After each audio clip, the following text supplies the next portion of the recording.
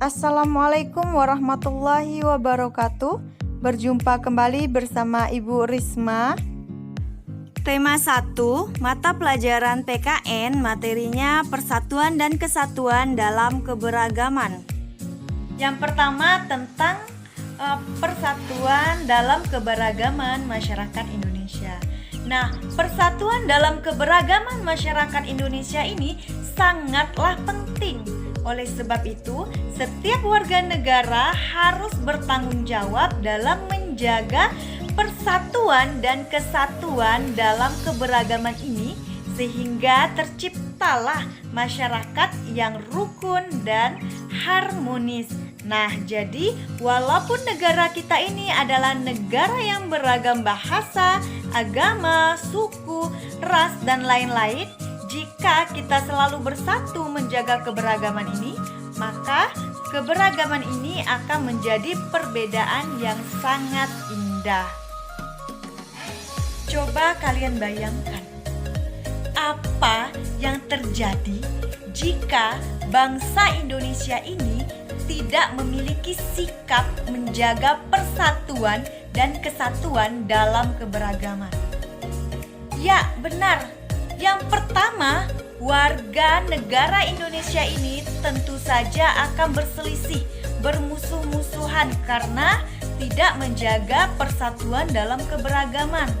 Yang kedua, tidak akan terjalin kerjasama antar warga negara Indonesia. Yang ketiga, masyarakat akan lebih mementingkan kepentingan pribadi, suku, dan golongan. Dan lebih parahnya lagi, masyarakat tidak peduli dengan kesedihan yang dialami oleh masyarakat lainnya. Nah, masih banyak lagi dampak-dampak buruk yang terjadi jika kita tidak memiliki sikap persatuan dalam keberagaman ini. Oleh sebab itu, sebagai warga negara Indonesia, kita harus memiliki sikap untuk menjaga persatuan dan kesatuan dalam keberagaman. Sikap tersebut ialah yang pertama, yaitu toleransi. Sikap toleransi ini artinya adalah sikap menghormati dan menghargai perbedaan dalam keberagaman. Contohnya, kita menghormati teman atau orang yang ingin menjalankan ibadahnya sesuai dengan agamanya masing-masing. Yang kedua, simpati dan empati. Artinya, kita harus bisa merasakan perasaan yang sedang dialami oleh orang lain. Contohnya, membantu teman ketika mendapat musibah tanpa membeda-bedakan perbedaan suku, agama, dan lain-lainnya. Yang ketiga, cinta damai. Artinya kita harus mengutamakan perdamaian untuk menghindari kekerasan atau perselisihan. Contohnya, menyelesaikan permasalahan dengan tenang tanpa adanya kekerasan ataupun perdebatan, melainkan mencari solusi secara bersama-sama. Yang keempat, cinta tanah air. Artinya rasa memiliki sebagai bagian dari bangsa Indonesia. Nah, kalau ini contohnya menggunakan produk-produk dalam negeri.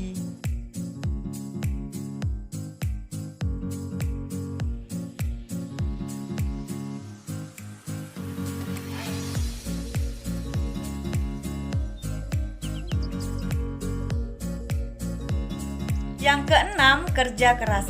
Artinya saling tolong-menolong dalam melakukan tindakan. Contohnya, saling tolong-menolong antar teman tanpa memandang perbedaan. Salah satu kerjasama dalam keberagaman adalah gotong royong. Nah, dalam bekerja sama, kita harus sama-sama ikhlas, kemudian saling tolong-menolong, dan saling melengkapi kekurangan satu sama lain. Banyak sekali manfaat yang kita rasakan jika kita bekerja sama dalam keberagaman ini. Manfaatnya adalah yang pertama, pekerjaan yang berat akan menjadi lebih ringan. Kemudian yang kedua, mempererat persatuan dan kesatuan. Yang ketiga, pekerjaan lebih cepat selesai. Yang keempat, menghemat pengeluaran. Dan yang kelima, mempererat tali persaudaraan dan kerukunan antar sesama manusia. Selain gotong royong, masih banyak lagi contoh kerjasama lainnya. Contohnya seperti siskamling, kerja bakti, piket kelas, bahkan dalam bermain juga kita bisa bekerja sama. Nah, ketika kita bisa bekerja sama dalam bermain atau melakukan hal yang lain, maka manfaat-manfaat yang seperti yang sudah tadi Ibu sebutkan akan kita rasakan. Maka dari itu, kita harus mensyukuri keberagaman sosial budaya. Nah, wujud rasa syukur kita terhadap keberagaman sosial budaya ini dapat kita lakukan dengan beberapa hal. Berikut hal-hal yang dapat kita lakukan untuk mewujudkan rasa syukur keberagaman sosial budaya. Yang pertama, kita bisa mempelajari budaya daerah lain yang ada di Indonesia selain daerah kita. Yang kedua, kita bisa mengikuti kegiatan gotong royong dalam membangun rumah-rumah adat. Yang ketiga, melaksanakan festival budaya.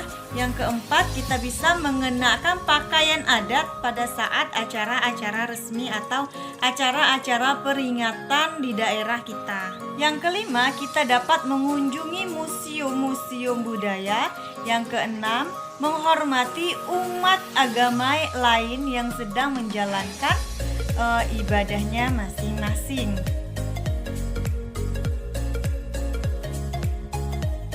Yang ketujuh, menolong sesama bangsa tanpa mempermasalahkan suku bangsa. Dan yang kedelapan, saling menghormati antar golongan. Selanjutnya adalah soal evaluasi. Ini ada 2 soal. Yang pertama, mengapa kita harus menjaga persatuan dalam keberagaman. Yang kedua, tuliskan contoh kerjasama yang pernah kalian lakukan. Sekian pembelajaran kita hari ini. Tetap semangat dan jaga kesehatan. Wassalamualaikum warahmatullahi wabarakatuh.